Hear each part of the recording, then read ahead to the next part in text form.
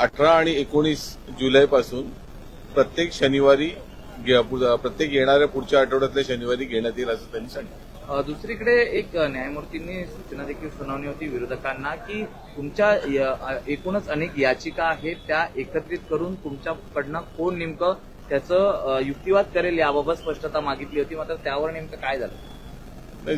जे समोरून मराठा आरक्षणाच्या विरोधामधले जे याचिकाकर्ते जेवढे आहेत त्यांच्यामध्ये कुठेही ताळमेळ दिसला नाही। एक मराठा समाजाचा कार्यकर्ता म्हणून आम्ही तिथे उपस्थित असताना एक लक्षात आलं की या ज्या याचिका केलेल्या होत्या ह्या एखाद्या ठराविक ऍडमिशन पुरत्या केलेल्या गेलेल्या होत्या। त्यांना कुठले तरी मागणे जे ऍडमिशन्स आहेत ते त्याच्यातनं काढून घ्यायचे होते आणि त्याच्यासाठी इंटरिमसाठी ते करत होते। ज्यावेळी कोर्टाने त्यांना सांगितलं की तुम्ही संयुक्तिकरित्या येऊन बसा आणि तुम्ही तुमचं म्हणणं मांडा, त्यावेळी त्यांनी तशा प्रकारचं कुठलंही सकारात्मक उत्तर दिलं नाही।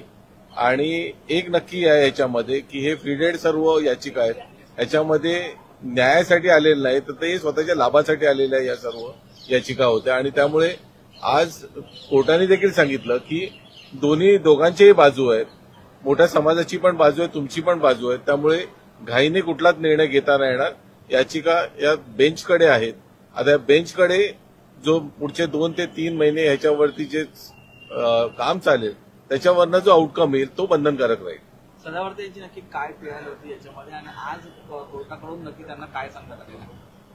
सदावर्तेंच्या बाबतीमध्ये त्यांनी 4 दिवस मागितले होते, त्याच्या वकिलांनी सांगितलं की आम्हाला 4 दिवस लागतील। कोर्टाने सांगितलं 4 का आम्ही पाहिजे तेवढे तुम्हाला दिवस देऊ, काही अडचण नाही, परंतु जर तुम्हाला एखाद्या